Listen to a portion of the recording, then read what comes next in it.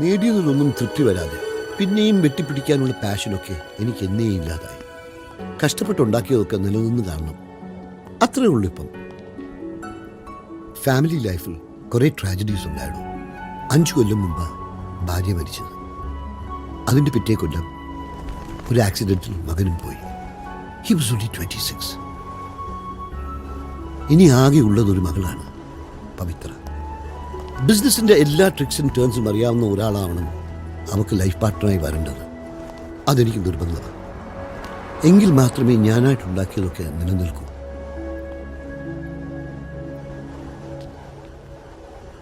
പെട്ടെന്നെടുക്കുന്ന ചില തീരുമാനങ്ങൾ, തോന്നലുകൾ, അതെന്നും എനിക്ക് ലൈഫിൽ ഗുണമായി വന്നിട്ടുള്ളൂ.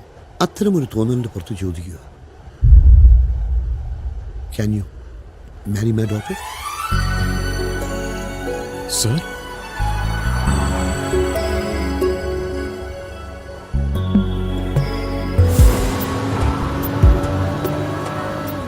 നമ്പ്യാർ എനിക്കിട്ട് താങ്ങിയതാണെന്ന് ഞാൻ ആദ്യം കരുതിയത്.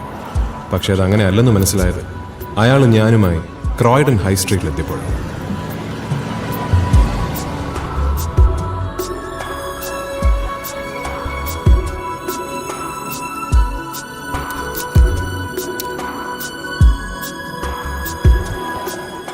ഒരു രസമുള്ള കാഴ്ച കാണിക്കാനാണ് തന്നെ ഞാനിവിടെ കൊണ്ടുവന്നത്. 5000 മില്യൺ പൗണ്ടിൻ്റെ ആസ്തിയുള്ള ബിസിനസ് എംപയറിൻ്റെ ഏക അവകാശിയാണ് ആ തെരുവിൽ തെണ്ടുന്നത്.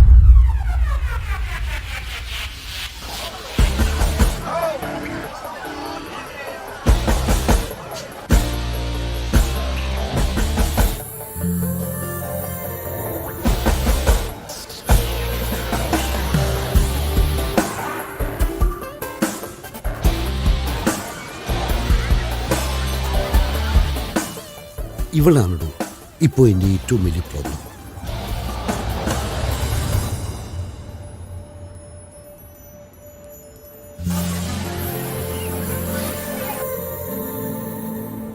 ചാരിറ്റീനും ലിറ്ററേച്ചറിനുമൊക്കെ പറഞ്ഞ് ഇവൾ കാണിക്കുന്ന ഈ വട്ടുകൾ പിന്നെയും ടോളറേറ്റ് ചെയ്യാം.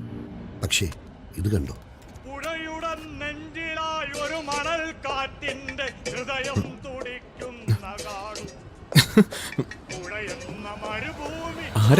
കേരളത്തിലെ ഒരു യുവകവി സുരേന്ദ്രൻ കാഞ്ഞാണി, എൻ്റെ മകളുടെ എക്സ് ബോയ് ഫ്രണ്ട്.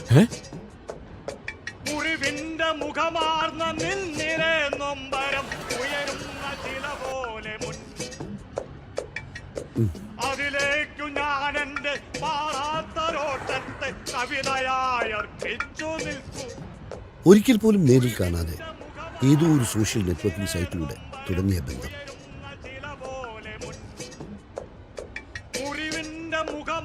കുറച്ചു നാൾ മുമ്പ് വരെ ഇവന്റെ കൂടെ ജീവിക്കുമെന്ന് പറഞ്ഞു നടന്നതാണ് അവൾ.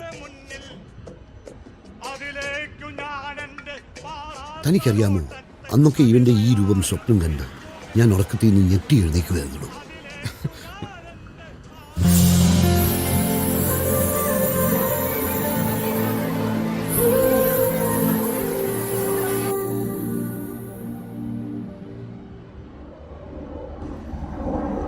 സുരേന്ദ്രൻ എഴുതിയ ഒരു കവിതയുടെ വൃത്തത്തെ ചൊല്ലിയുണ്ടായ തർക്കത്തിൽ അവർ തമ്മിൽ ഇപ്പോൾ ടോട്ടലി അകന്നിരിക്കുക.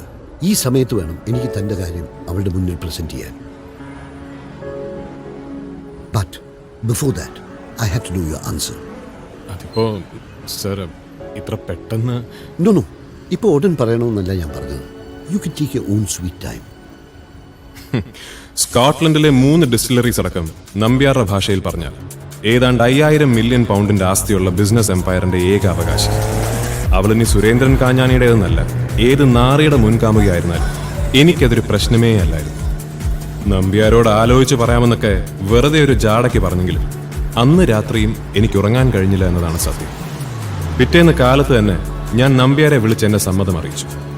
എന്റെ ഉത്തരം എന്തായിരിക്കുമെന്ന് എന്നേക്കാൾ ഉറപ്പ് നമ്പ്യാർക്കുള്ളതുകൊണ്ടാവാം എന്റെ മറുപടി അങ്ങേരിൽ പ്രത്യേകിച്ച് ഒരു സന്തോഷവും ഉണ്ടാക്കിയതായിട്ട് എനിക്ക് തോന്നിയില്ല. പക്ഷെ തൊട്ടടുത്ത ദിവസം തന്നെ നമ്പ്യാർ സന്തോഷം കൊണ്ട് മതിമറക്കുന്നതിന് ഞാൻ സാക്ഷിയായി. ഇപ്പം എനിക്ക് ഉറപ്പായുള്ളൂ ഇത് നടക്കും. അല്ലെ പിന്നെ ഞാൻ എന്തു പറഞ്ഞാലും ഒരു കാര്യവുമില്ലാതെ അതിനെയൊക്കെ എതിർത്തുന്ന പെൺകൊച്ച് ഇക്കാര്യം പറഞ്ഞപ്പോൾ കുറച്ചു നേരം നിന്ന് ചിരിച്ചതല്ലാതെ ഒരക്ഷരം ഒബ്ജക്ഷൻ പറഞ്ഞില്ലല്ലോ. അതെന്തിനാ സർ ചിരിച്ചത്? അത് അവളോട് ചോദിക്കണം. എടോ, ഏതായാലും ഇമ്മീഡിയറ്റ് ആയിട്ടൊരു പകൽ താനുമൊത്ത് സ്പെൻഡ് ചെയ്യണമെന്ന് അവൾ പറഞ്ഞില്ലേ, അത് തന്നെ വലിയ കാര്യമാണ്. അതെന്തിനായിരിക്കും സർ? മെയിൻലി താൻ എങ്ങനെയുള്ള ഒരുത്തരാണെന്ന് മനസ്സിലാക്കാനാവും. Anyway your day with her is very crucial, so make it good.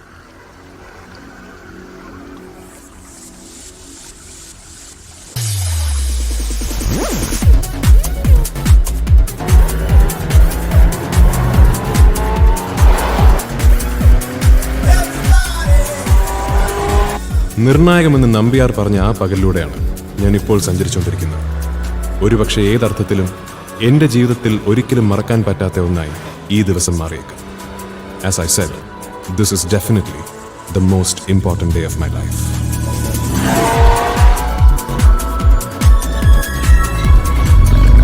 And have you met with the bankers? Go meet them.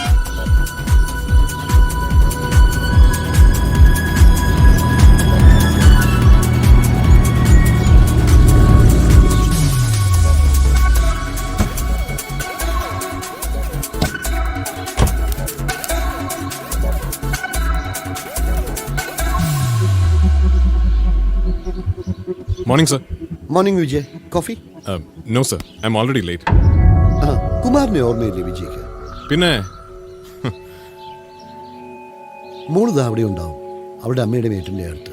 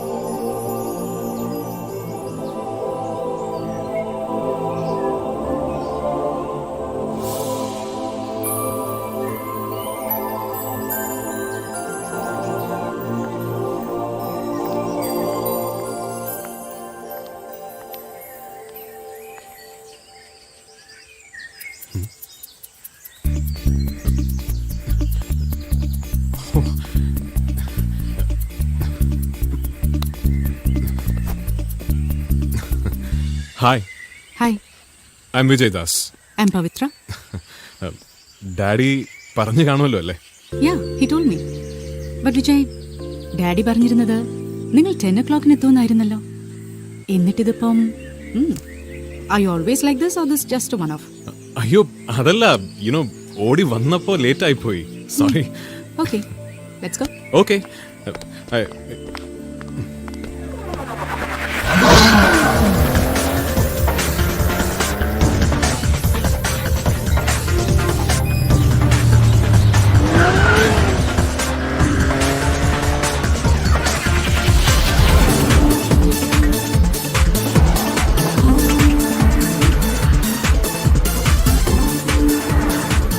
By the way Pavithra, എനിക്കും ഈ ചാരിറ്റിയിലൊക്കെ ഭയങ്കര ഇൻട്രസ്റ്റ് ആണ്, പക്ഷേ ഒന്നിനും അങ്ങോട്ട് ടൈം കിട്ടാറില്ല. Oh really? യാ. എങ്കിൽ ഇത് ഞങ്ങളുടെ പിങ്ക് ഡേ സെലിബ്രേഷൻസിന്റെ കൂപ്പണ. വിജയിൽ നിന്ന് തന്നെ ആവട്ടെ സ്റ്റാർട്ടിങ്. ഷോ. ഒട്ടും കുറച്ചിട്ടില്ല, 1000 pounds ആണ്. എത്ര? 1000 pounds.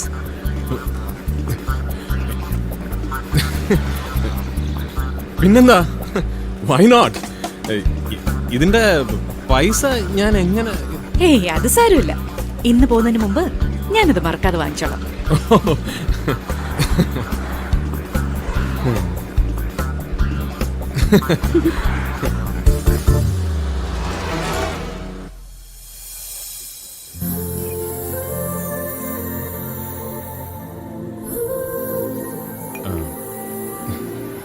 ഡാഡി കാര്യങ്ങളൊക്കെ പറഞ്ഞു കാണുമല്ലോ അല്ലേ?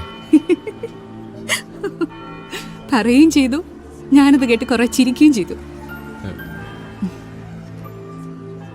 അല്ല, എന്നെ പോലൊരു പെണ്ണിനെയൊക്കെ പ്രപ്പോസ് ചെയ്യാൻ മാത്രം വലിയൊരു ഫൂൾ ആരാന്നോർത്ത് ചിരിച്ചതാ. സോറി, ഞാൻ ആ അർത്ഥത്തിലല്ല പറഞ്ഞത്. ഒരിക്കലും വിജയെ പോലെ ഒരാൾക്കൊന്നും പറ്റിയ പെണ്ണേ അല്ല ഞാൻ. ഈ ഭർത്താവും കുട്ടികളും ഒക്കെ ആയിട്ടുള്ള ഒരു ടിപ്പിക്കൽ ഫാമിലി ലൈഫൊന്നും എനിക്ക് പറ്റില്ല വിജയ്. ഒന്ന് ടയർഡ് ആകുമ്പോൾ താങ്ങാൻ, കൂടെ നിൽക്കാൻ ലൈഫിൽ ഒരു പാർട്ട്ണർ വേണം. എന്നെ പോലെ സോഷ്യലി കമ്മിറ്റഡ് ആയിട്ടുള്ള ഒരാളുടെ ഫാമിലി ലൈഫൊന്നും അതിൽ കൂടുതലാവാൻ പാടില്ല. And one more thing is, immensely റിച്ചായ CS നമ്പ്യാരുടെ ഇൻലോ എന്നതിന്റെ ഒരു അഡ്വാൻറ്റേജും എൻ്റെ ലൈഫ് പാർട്ട്ണർ ആവാൻ പോകുന്ന ആളിന് എൻജോയ് ചെയ്യാൻ പറ്റില്ല. ബിക്കോസ് ഡാഡിയുടെ കാലശേഷം പവൻ ഗ്രൂപ്പ് ഓഫ് കമ്പനീസ് ഒരു ചാരിറ്റബിൾ ഓർഗനൈസേഷൻ ആക്കി മാറ്റാനാണ് എൻ്റെ തീരുമാനം. സോറി. It's okay. അതുകൊണ്ട് വിജയ് ശരിക്കും ഒന്ന് ആലോചിക്കേ. എനിക്കും വേണം ടൈം. ഞാനുമായി ഒത്തുപോകാൻ പറ്റുന്ന ഒരാളാണോ വിജയ് എന്നുള്ളത് മനസ്സിലാക്കാൻ. ഡോണ്ട് വറി, വിജയ് പോലും അറിയാതെ ഞാനത് മനസ്സിലാക്കിക്കോളാം. Excuse me. Hello. Oh hi, I am here on my way to Coventry. ഈശ്വര, ഇവള് ശരിക്കും ആ നമ്പ്യാരുടെ മോള് തന്നെയാണോ? ഓക്കെ, അതോ ബൈ.